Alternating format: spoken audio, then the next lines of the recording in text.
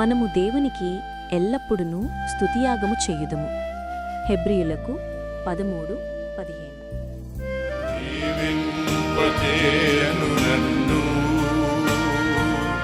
తన ప్రాణంబు నా కొరకు సగెల్, పదివేలలో అతి కాంక్షణీయుడేసు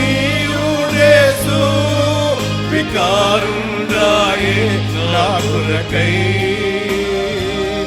నా కొరకై వికారుండాయే నా కొరకై.